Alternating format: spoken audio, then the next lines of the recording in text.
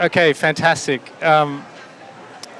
Thank you, everyone. Thanks to our panelists, and thank you for those of you that have come to this event this morning on harnessing peacebuilding approaches to unlock climate finance in fragile and conflict-affected settings.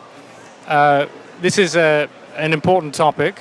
It's a central topic at this COP, and we're very lucky to have three other speakers bringing different perspectives.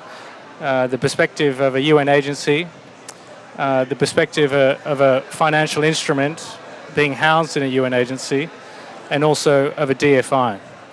And maybe I'll just start with introductions. My name's Daniel Hislop. I'm the Head of Research and Senior Peacebuilding Advisor at Interpeace, and also working on the Finance for Peace initiative, which is an initiative that is all about trying to help public and private investors scale up their investment in low-income, fragile places. We're joined by Nick Bishop from the IOM. He is the Disaster Risk Reduction Lead. He's had 2 hours of sleep. He arrived at 3 a.m. So you're off the hook on this one, Nick. We're also joined by Marco Davila, who is the Senior Social Specialist for Fragility and Conflict at the EIB. And finally by Kautar Zarawi, who is the Deputy Director of the Nature Assets Team, UN CDF, UN Capital Development Fund. So maybe I could just as to why this is an important topic. Why is it important to harness peacebuilding approaches to unlock climate finance? I'm going to just rattle off some statistics which some of you may have heard at this COP already. You'll probably hear it more. I think the first thing is to understand why this is important. So when we look at climate flows, the reality is today very, very small percentages of climate finance are reaching the low-income, fragile, conflict-affected places, which also happen to be some of the most vulnerable countries to climate change. The number that you really need to remember is that according to the latest data, only about 3% of total global climate finance is reaching the least developed countries, the LDCs. Fragile and conflict-affected places is even less than that. And of course, we can't forget that that is where 75% of the world's extreme poor live, 2 billion people. Some of the most needed places for climate adaptation and mitigation finance in the world. Between 2000 and 2019, the 10 countries most affected by climate change received less than 2% of climate finance. Doesn't matter any way you slice it, the reality is very, very little climate finance is reaching these places. And just to give you one example of the current under-allocation of climate finance, just take a look at the unallocated reserves or funds in some of the largest vertical climate funds. The Green Climate Fund, the world's largest fund, last year, despite very impressive efforts to scale up its investments in low-income, fragile places, still had about $780 million unallocated. And of course, we know that even though the fund is mandated to allocate 50% of its reserve to low-income countries, split evenly between mitigation and adaptation, a lot of it is not going to those places anyways, even the allocated funds. If you look at the GEF, the Global Environment Facility, that currently, or last year, according to the annual report, had about $384 million, about 38% of the fund, unallocated, right? So when we're having this conversation about the desperate need for more climate finance, I think what everyone really needs to grasp really clearly is that there's already billions of dollars sitting in bank accounts of major international institutions with the funds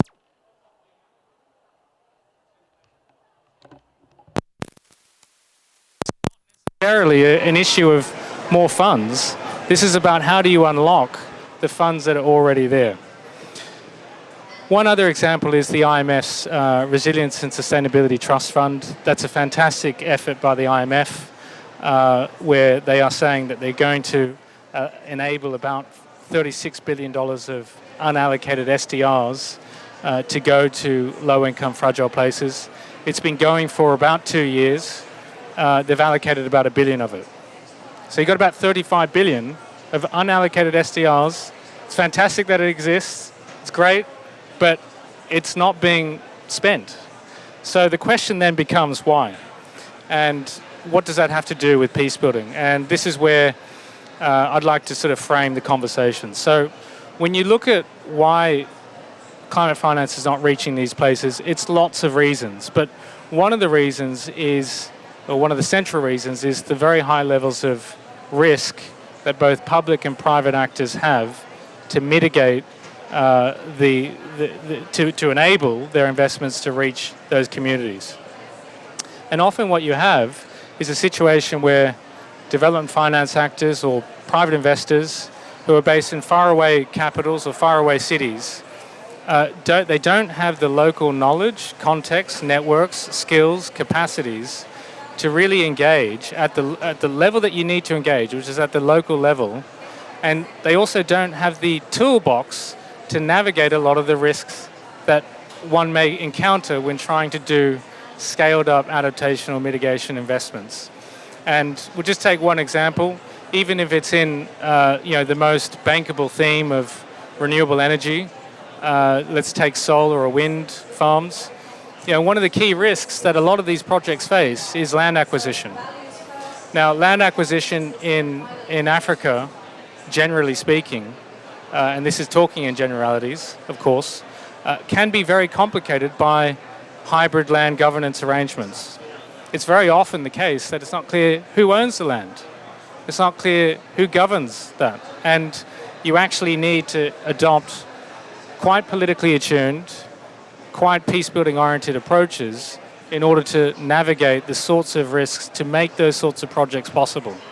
So the message is, and this is something that I think it's not a surprise to the peace-building community, we've known for many, many years that resource conflicts around land, around access to water, food, are a central part of the conflict dynamics that we're often working on.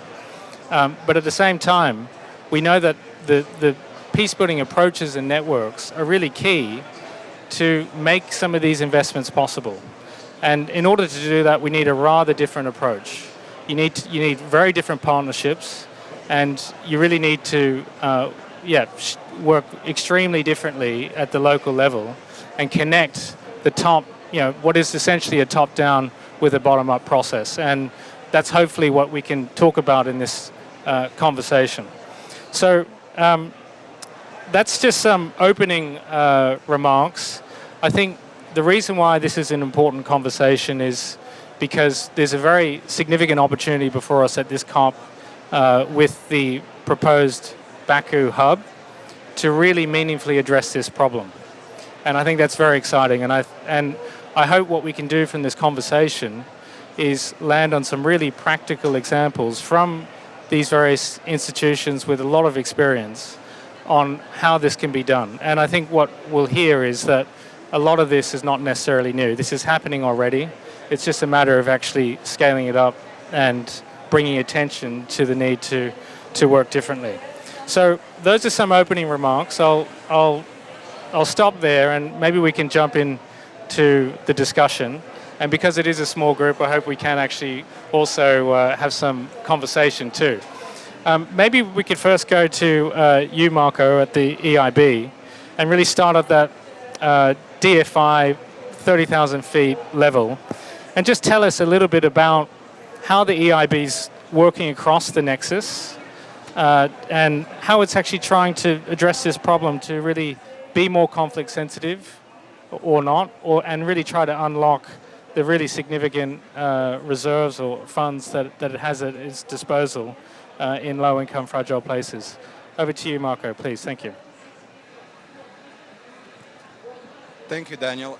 I think, so the very important point that you touched on is, and yeah, I'll be speaking both from the EIB perspective, but overall perspective of the MDBs and the DFIs, right?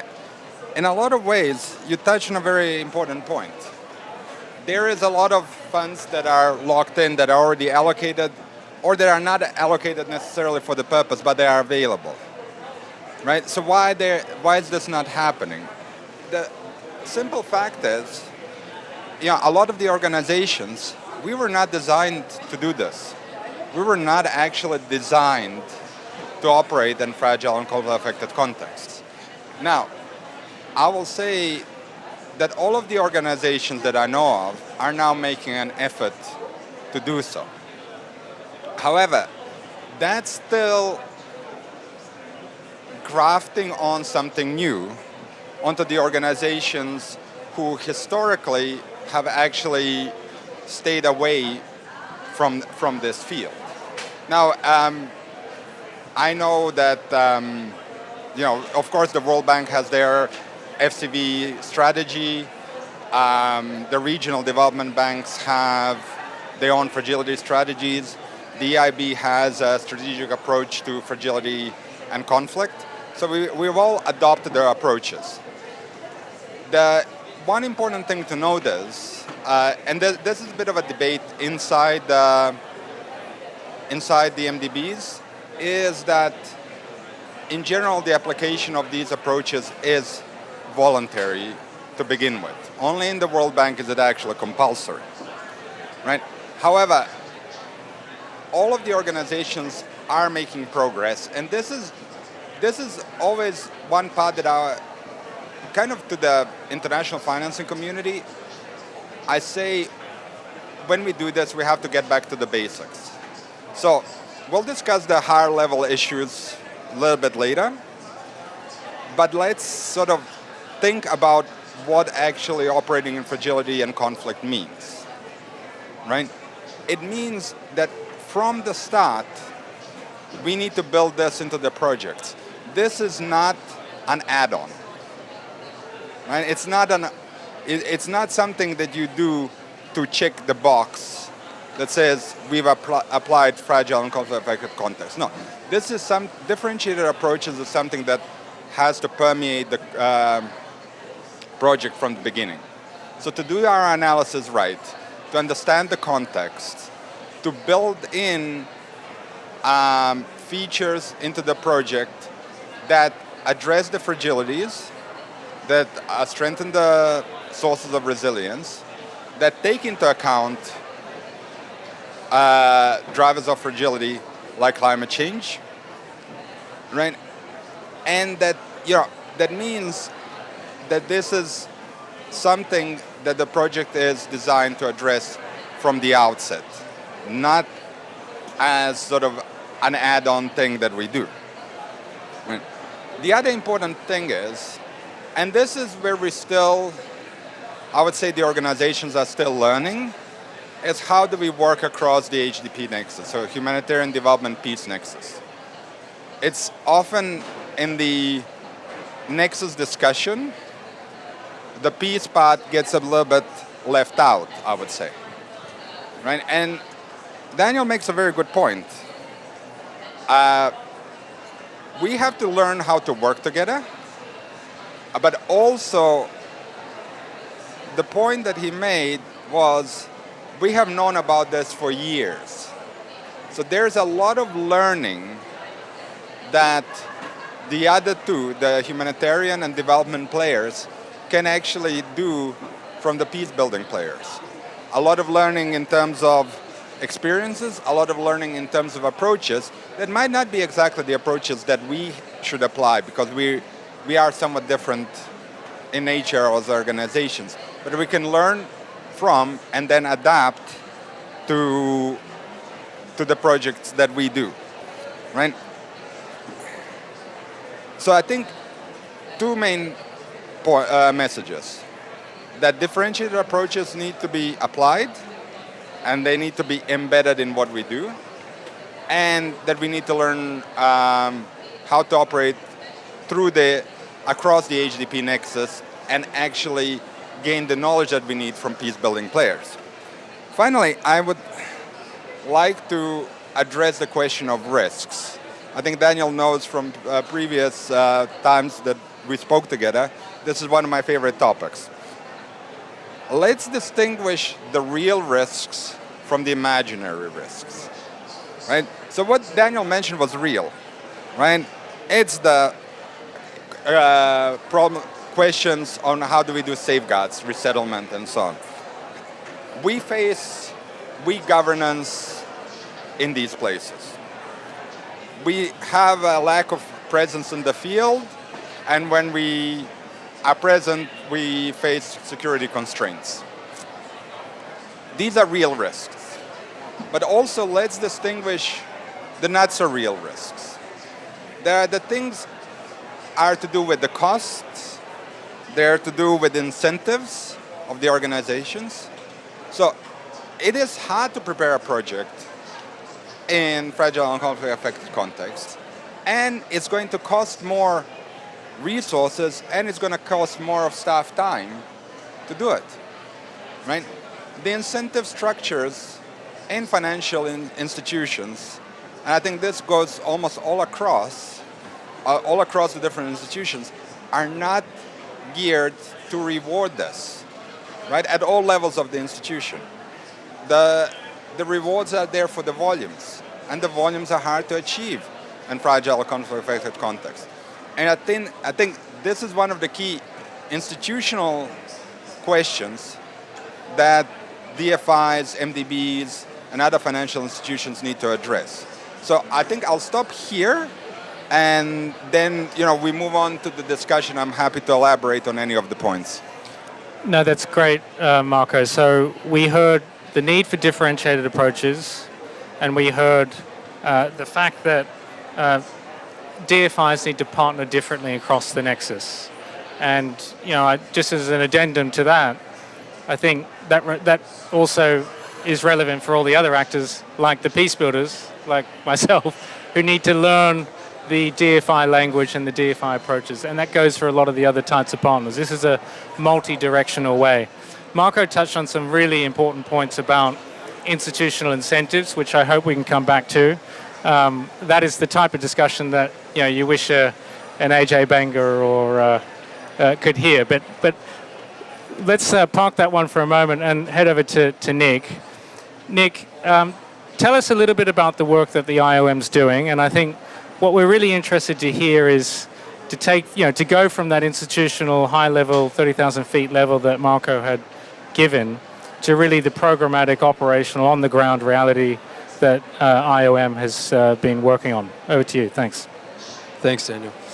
I would first and foremost like to say that I think, and I'd like to acknowledge that there's been a lot of progress in this space since COP26 on peace and security in particular at the COPs. I think the dialogue has really advanced quite significantly, and hopefully at the end of this week there will be quite a significant number of signatories to the Baku Call and the Peace Hub initiative. It seems like it's certainly moving in that direction, and as a sort of successor arrangement to last year's Declaration for Peace, we're hopeful that these continuing advancements will play a meaningful role in basically rolling out this agenda in a more significant way. From my side, what I'd like to come and speak about is our work in Somalia in particular. As you may know, Somalia is one of the countries in the world most affected by internal displacement.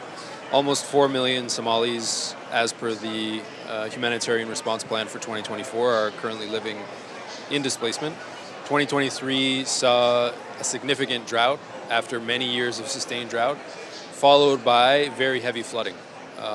So Somalia really has it all when it comes to climate risk exposure, pre-existing vulnerabilities, internal conflicts, underinvestment in rural areas, a whole host of other factors which make it a high-risk environment, specifically for DFIs. Having said that, and as to Marco's point, I think we have had a lot of success in working with the World Bank Group in particular. We're working with the World Bank in Somalia, in South Sudan, in Mozambique, in Ethiopia, on quite significant large-scale structural investments, which I think is is something already in and of itself. The interesting point about Somalia as well is that dating back a few months now, Somalia was obviously the recipient of 100 million US dollars from the Green Climate Fund. As to how those funds ultimately get implemented, I think is a work in progress, but certainly something that's very relevant to the conversation today, and very relevant, I think, as an example moving forward for other FCAS contexts, where those types of structural investments are very much absent. And when we talk about things like early warnings and the Early Warnings for All initiative, we talk about dealing with extreme heat. Again, I think all very relevant, upcoming, ongoing concerns for many of these settings. And therefore, that differentiated approach that Marco was referring to is increasingly important to ensure that that type of sustained structural investment is a reality in these types of settings. So what I'd like to talk about from the IOM perspective is specifically environmental peace building. We recognize, as I said, that being in Somalia now for over 2 decades, conflict is a major driver of instability, as is climate change, natural hazards, disasters. And that's why we're trying to pioneer an approach that recognizes the interconnectedness of environmental sustainability, conflict prevention, and peace building. I think it goes without saying, and it's something that everyone can recognize, that adaptation programming in fragile contexts, I think, is far too often forgets peace-related approaches. And we feel that this is a critical oversight. So we need to move beyond solely greening of our interventions to look more at how interventions impact on social fabric, governance structures, economic opportunities within communities themselves. Our approach in Somalia is basically built around 3 pillars. The first being green environment. We're working with communities to restore ecosystems, promote, to Daniel's earlier point, sustainable land and water management practices, and implement climate-smart solutions. This is essentially to enhance resilience. So we're working with the EU FPI, Foreign Policy Instrument, on doing things like diversified livelihoods for agriculturalists. Even something as simple as a solar-powered cool room that allows for livestock herders to basically diversify the types of products that they're bringing to market, including yogurt, milk, etc. It does make a major difference for them.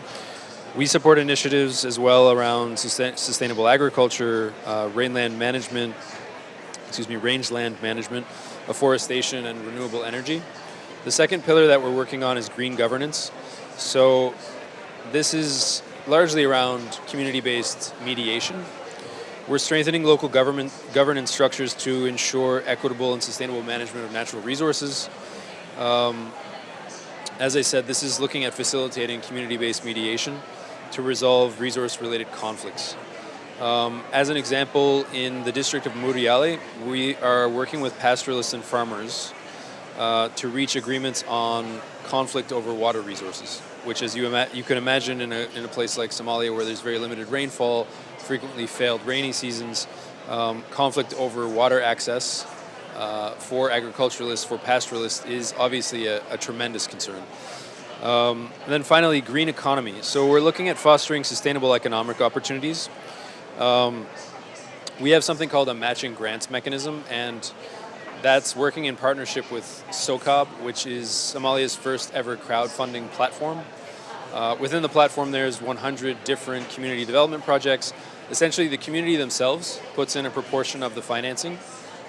This could be related to anything. It can be buying an ambulance for a local hospital. It can be putting in place a borehole.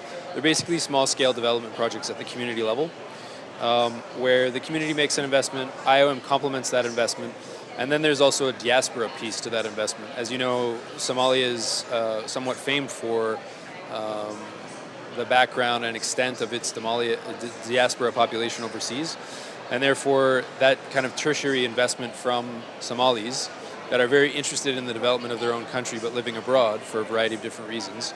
That kind of 3-part investment we've seen a lot of success with. But again, I think it needs to go beyond the type of scale that we're currently investing in. It requires more significant investment. There should be bolder, more innovative financing mechanisms. I mentioned the Green Climate Fund.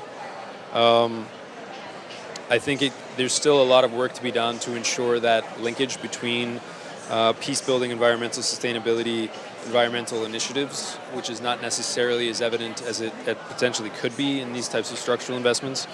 I think there's also a lot of scope for engagement with the fund for responding to loss and damage as we move forward with the definition of that fund. And then finally, there's also solicitation of technical assistance through the Santiago Network on Loss and Damage. IOM is both a board member to the Fund for Responding to Loss and Damage and recently confirmed as a member of the Santiago Network. I think one fortunate part is that migrants and displaced communities are included as constituency groups for consultation and allocation processes. That's really critical for peace. But again, the localization of some of these initiatives and investments at community level remains a work in progress.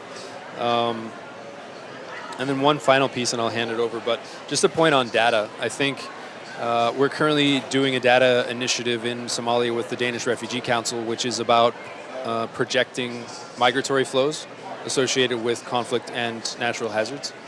Our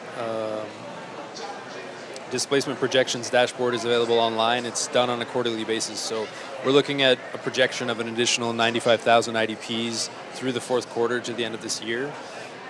We would like to believe that type of data initiative would really help to better focus financial resources when they are available. So yes, maybe I'll leave my remarks there, but just to say that I do think that these types of initiatives represent the type of investment cases that can be cascaded to other FCAS settings, and that can really form a much more concrete outcome for the Baku Call and the Baku Peace Hub initiative. Thanks. No, that's brilliant, Nick. Thank you so much. That was, I think, a fascinating example of some of the very concrete, innovative approaches, especially on the adaptation finance side, that are happening now, and that also involve, I think, by the sounds of it, very interesting approaches to crowd in the private sector. I was very interested in that example with the Green Economy Project and crowding in diaspora funding, because we know this is a really key missing piece, and it is really why it's very nice to go to Kautal now, who can talk about how UNCDF is doing some very innovative, interesting work on the financing equation, and really thinking really at the leading edge about how you crowd in private investment and de-risk to scale up what the public finance can do. So Kautal, please, over to you. Thank you. Good morning, everyone. Thank you for joining us today. Thank you for having me on the panel to share some of the experiences of UNCDF. But Daniel, as you started us off, conflict scares off investment, conflict limits jobs, conflict slows down economies and makes recovery from climate shocks even harder. Marco mentioned that it's very difficult to invest in conflict areas. And we have funds, but it's very difficult to unlock them. So this is why UNCDF, we see the intersection between peace building and climate financing. We can afford that because if we look at the banks, usual banking system, there is a capital perception. For every dollar that they loan, they need to put aside 50 cents. If it's in a conflict area, they need to put aside 75 cents. They cannot afford it. This is where UNCDF comes in. UNCDF is a non-credit organization. It's an off-balance sheet organization, and it has a high-risk appetite, simply because we receive grant money. So we are not credit rated against the loans that we give away, so we can take that risk. And this is the reason that the UN Assembly created UNCDF in 1966. It's not a mandate that UNCDF gave itself, and it's not UNCDF says we can take the risk. the General Assembly created an organization that can be non-credit rated, that can go and open the doors for the investors to come in. So in UNCDF, I am leading the nature asset team with UNCDF, and most of our work within my team is nature conservation. We found ourselves working a lot in saving forests and saving parks. That's mostly, especially in Africa, where conflicts are in. So we come in, we work with private sector, we lead the way, we provide de-risking, which is providing technical assistance for the private sector to have a nature-positive business model. And this is to change the behavior of how we deal with nature, and from being nature as a resource where it gives us, to nature as an asset that we need to take care of it for long-term sustainability. And then we provide injection of capital. We work with these companies in order to get them to build a credit history so they can be ready to enter the formal financial market. Also, we showcase to the investment, other banks, that they can go in. We can afford that as well because we have the UN flag, which is security that opens the doors for us from a security behavior as well. So those is how UNCDF differentiates from the financial institutions, and then why UNCDF can afford to have a high risk appetite. We also do that through de-risking of SMEs. Blended finance, it's something that more and more UNCDF is facilitating innovative financing instruments that blended between the private sector and the public sector. Performance-based performance, this is how we work with our partners to build a credit history. And then we work with guarantees. We have more and more institutions that come to us so we can provide guarantees with the national development banks. We have guarantee facility that interested in building a pipeline in fragile and conflict affected settings. Green bonds, it's more and more that we are entering. We're supporting sovereign states, central banks, to provide green bonds as well. So those are the instruments that through which UNCDF works in local diversification of local economy in fragile and conflict-affected areas. So now I was asked to provide what are the initiatives that we work in right now. With the PBSO. What's PBSO? It's the Peacebuilding Support Office with the Secretary General, and then with the German government, we are establishing Investing for Peace initiative. This is an initiative that we feel that's going to create a setting with an investment vehicle that can really create a pipeline of what's out there that we can de-risk and provide to DFIs to invest more. This is part of scaling up, because working at small scale will not solve any issue. So this we're Investing for Peace, designed to bring the peace-positive investment. So we're creating a pipeline of peace-positive investment that through a unique blended finance model, we will combine grant funding with private capital to support businesses that create jobs, promote stability, and address the root causes of the conflict. We have also in Burundi, we work with the Kibera, in the Kibera forest. Kibera forest historically is the symbol of conflict because it hosted the rebels. With the new government, they want to bring peace to the forest, and they want to bring the symbol to forest and bring tourists to the forest and talk about how this forest is really important in the history of the country. So here in the Kibera forest, we're combining with our partners, UNESCO, Quartier for Nature, um, combining conservation with economic development. How are we doing that? We support the government of Burundi to have its first public-private partnership, where we're bringing the private sector to work with the Ministry of Energy to provide a hydropower project funded with 1.5 million grants to generate clean energy while creating jobs in agribusiness, ecotourism, and sustainable forest products. This initiative has been started 3 years ago and already improved the lives of over 8,000 people, including marginalized groups that had the forest as their homes. And their livelihood was within the forest. So we helped these women and the Batwa community to invest in nature positive and have nature positive small businesses that protect the environment and doesn't harm the environment. Scaling this model is something that we are working hard to prove.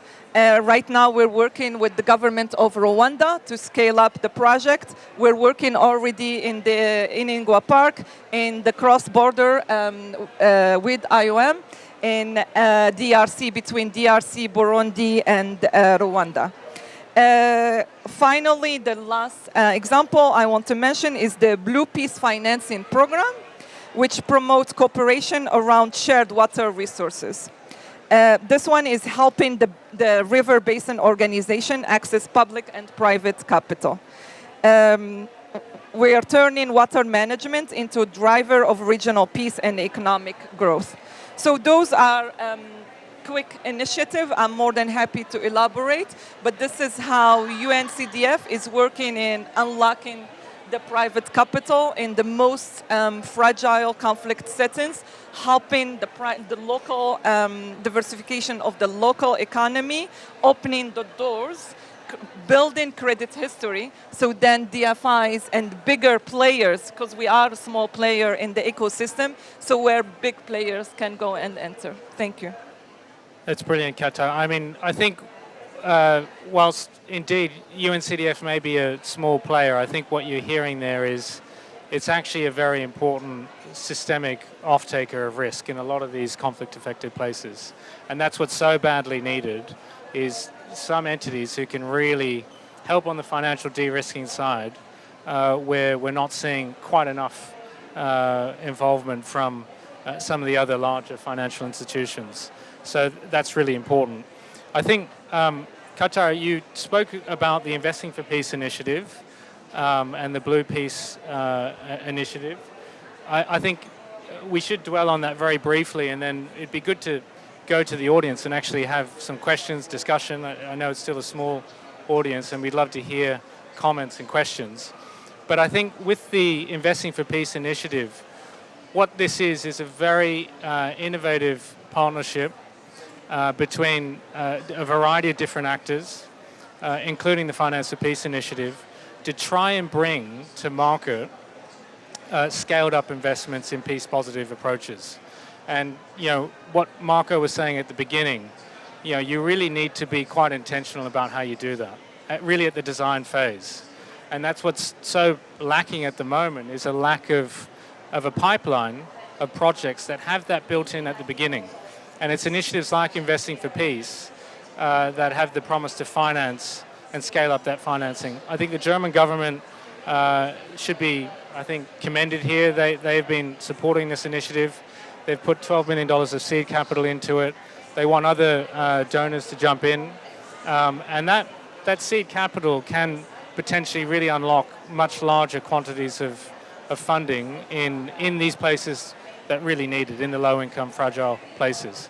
Just one last thing on the Blue Peace initiative, because we've been working together on this, Qatar. I think it's a fantastic example of the intersection of peace finance and what we would, call peace-positive climate finance, where for several years UNCDF has been working with the apartheid states in the Gambia River Basin to get transboundary water agreements. And there's, I forget the exact number, but there's something like 280 odd transboundary river basins in the world at the moment where only 2/3 of them have no agreements in place for upstream and downstream usage. And so it's very hard for a private actor, a private investor, to invest in any of the potential hydro, agri-industry, agriculture investment opportunities that exist on these waterways without the political and peacebuilding and water diplomacy work that's front-ended at the beginning. And this is what UNCDF has been doing with a number of different partners in the OMVJ, the Gambia River Basin Authority, to get these agreements in place. And I think it's a very important example, coming to what I think Nick and Marco have been saying, of how the peace work, if you do it at the beginning, it can unlock an investment theme. It's not an accoutrement. It's not this add-on on the side. It's actually something that's key to do to make a very bankable investment theme that otherwise would not be possible.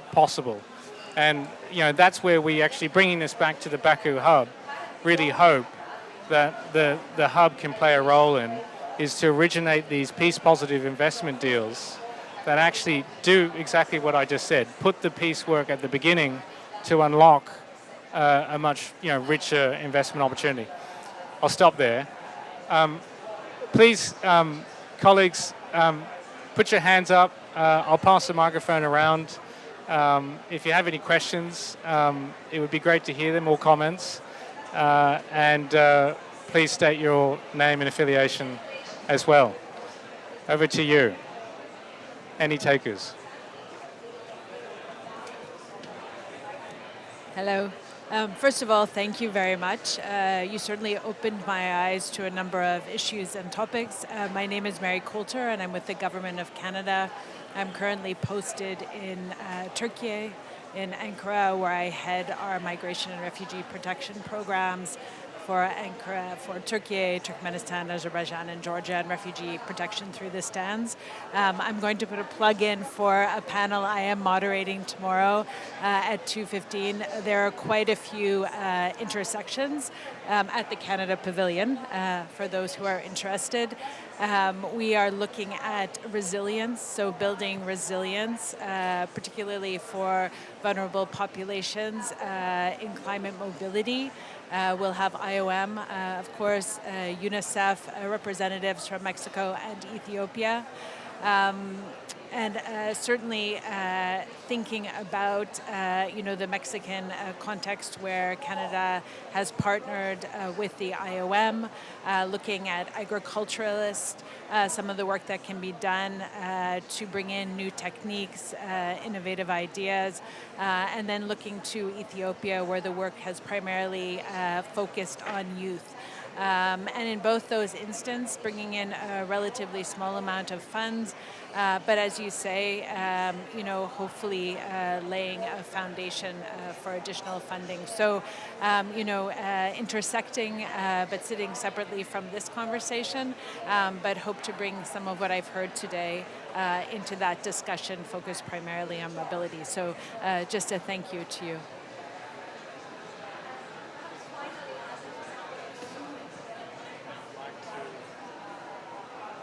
Ask a question or make a comment. Over to you, Marco.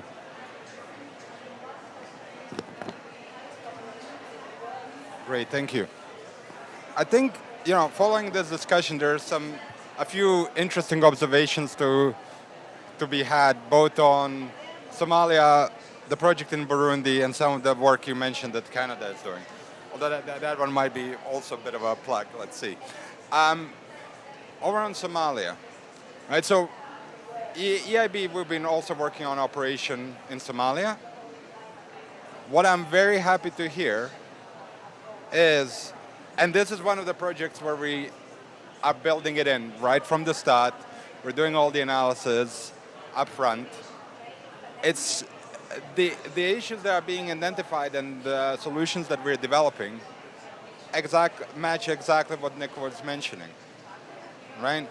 With regards to disasters, with regards to need for cold storage, with effects of climate change, provisions for the internally displaced, and we will definitely look at the database that you mentioned, and if you know, and add that to what we are doing, right? So, in a way, this is a positive reinforcement from this meeting.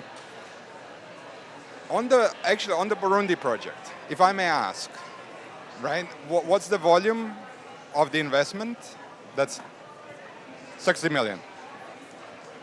6 million, right? So, yeah, and here we ran into a bit of a snag, right? It's hard to move an MDB for 6 million.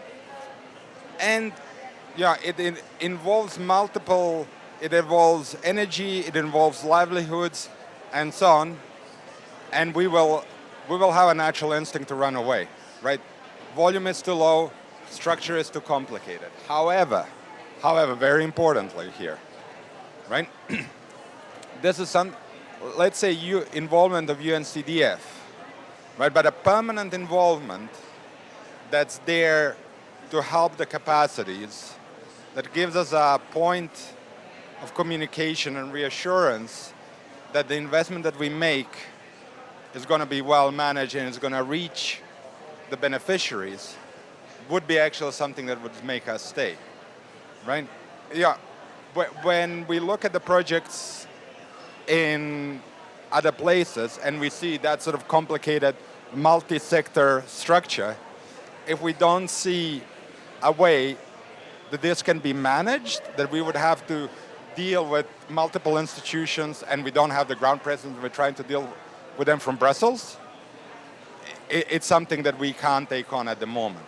But if there's, a unit that UNCDF supports and so on, that we can deal with, who's managing the whole project, it becomes instantaneously easier. And just very quickly on Canada, one question, do you also cover Tajikistan as well? Right? I'm not sure if you're familiar with the project that ADB is currently doing, the Asian Development Bank, right? Look that up. I think that will be of interest to you. That was designed specifically to deal with refugees and internally displaced people, right? And a little plug, I was the person who originally designed it a long time ago. Katja, do you want to come in on the ticket size question? Yeah, thank you for that. So with Burundi, it's definitely tricky. Definitely donors and other bankers, the African Development Bank, Quartier for Nature, we took them to Burundi to see it. Differently, they see the risk. But we built a foundation as a long-lasting, so it's not a project anymore. But we built with the government the Kabira Foundation. We're helping establishing an investment vehicle. We're doing ecotourism right now. We are training eco guards so we can bring tourism. So this is part of how it's going to be a national ownership, community ownership, as well as where we can ensure that we can. But scaling is a must. I don't think in any of. That's why I say UNCDF is a small player. We can open the door, we can go beyond the door, we can build a window, but we definitely need the big players. Scaling up is not an option in terms of climate security. Partnership is, we cannot work alone. And I think more and more, this is, if nothing else we get from this COP, is that we're all pieces of puzzles. And if we don't continue, the conversation needs to, we started the conversation, as you mentioned a while ago, but these conversations need to be continuous level, because at the beginning we need to build the trust, but then also we need to understand more so we can see how each of us complement each other and work with each other. What somebody is good at, we are not good at, but we need. And that's why I always mention that we are there because we have the mandate to take the risk, because we can afford to lose the money, because all that we're doing is not a return on investment, but rather to get them ready to hand them over to the big players. Nick, do you want to come in on this point, please? I actually wanted to pick up the incentives piece that Marco had raised in his initial remarks. And I also had a question for you, Dan, because I think several years ago when we first met for the Geneva consultations on the new agenda for peace, you had given some presentations about peace bonds. And linking to some of your comments about green bonds, kind of curious about the state of play for, I think at the time it was Sweden that had bought a peace bond. Kind of curious about the status of green and peace bonds. And then also curious from Marco or from anyone, from my experience, and I've worked in a lot of different emergency duty stations for IOM, generally what I find is that when there is a mission presence in long-term sustained humanitarian finance, there usually can be because of the fact that there's a mission, UN mission or peacekeeping mission, what have you, you can do a lot of different types of investments and programming types. That's not the case in other fragile and conflict-affected settings that don't necessarily have that degree of infrastructure. So from the perspective of the DFIs, is there any kind of centralized planning or consideration around how do you expand presence to enable investment? If you're saying safeguarding is critical and you actually need to have people on the ground, if UNCDF can't do it, is there any kind of concerted effort or discussions around how that could be more meaningfully achieved?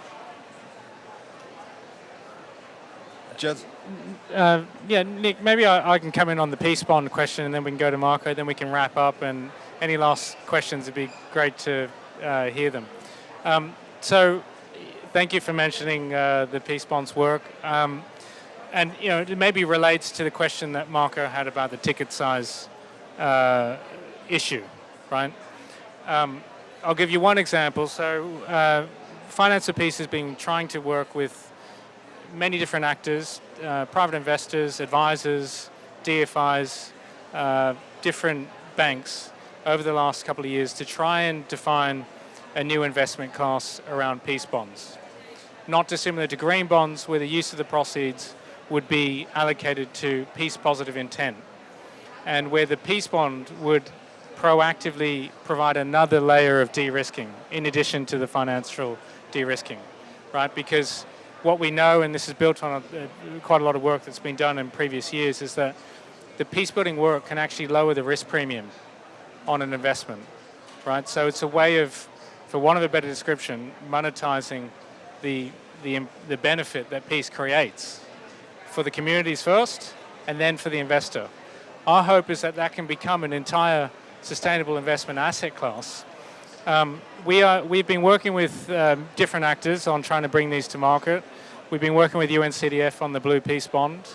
That is first, that's in 3 tranches. The first tranche is $120 million, and it's for a $2 billion master plan. That is a very large project that can access international capital markets and is at the right ticket size, right? But it does need guarantees, and it's not so easy to get them, right? So that's one practical example of a peace bond in market that's happening, hopefully gets issued next year, and that will be aligned to the peace bond standard that we've been trying to develop with different partners, because it's really key that the beginning, and this is learning a lot from the green bond market, that if the standards are not set up correctly and you have greenwashing, that can really undermine faith in the market. So we want to try and start the peace bond process with a high level of rigor and trust so that doesn't actually happen. But look, there's a lot of hope that this can become an asset class at scale that can unlock climate finance, can unlock peace. But like a lot of things, the first one's the hardest thing, and we're still at that first level phase. But hopefully in the next year or so we can crack that nut. But Marco, please jump in and then we'll wrap up. Sure. Look, I mean, I have sort of 2 sides to me, the fragility and conflict and the banker side. And when you said 120 million, there was some attention. When you said 2 billion, there was a lot of attention, right? That's the banker side of me talking, right? So, let's be honest that does have importance, right? In the meantime, answering Nick's question on the missions and the ground presence. I do have to say this is very variable across the organizations. First of all, just to confirm, do you mean like the humanitarian missions are present or that the development bank missions are present? So because of the presence of humanitarian missions and UN peacekeeping missions, there can be the presence of other actors. Yeah, got it. Honestly, it varies across the institutions. So it varies across the institutions' risk for security appetite. Security appetite basically, and it depends on how the institution is structured. Yeah, I would say in EIB we have relatively minimal ground presence in any case, and this is something that we're actually looking to partner up to expand, right? Most likely with UNDP at the moment, that's the current thinking. In other cases, let's say the World Bank or the Asian Development Bank and so on, yes, it does make a difference, right? However, also the risk is when a humanitarian mission is required more, so the peacekeeping mission is required, often means actually restricted movement. Honestly, the easiest operations are in fragile but not extremely fragile environments like Tajikistan, for example, where we can actually field a mission but without more extreme security measures. So it still shows that there's a way to go. We're sort of discussing fragility, conflict, and climate action in these settings, but it takes time. It's still, what we can do is in more secure environments, and we do struggle in very insecure environments. Daniel, over to you. No, thanks so much, Marco. So we've come up to the hour. Perhaps we can, if there's any further comments, questions, discussion, we can have that bilaterally afterwards. It'd be great to engage with the audience. I guess it's now just time to say thanks to you all for coming, and also to our speakers for coming here today on very short notice for some, like Nick, who's had 2 hours of sleep.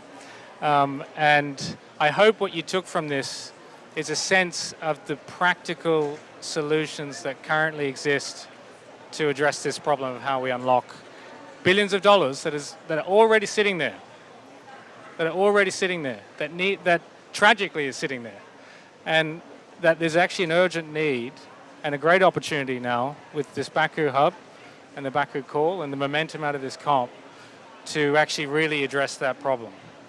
And we're looking very much forward to working with different partners on that issue, and really looking forward to engage with you all in the next week and coming year. So thanks so much.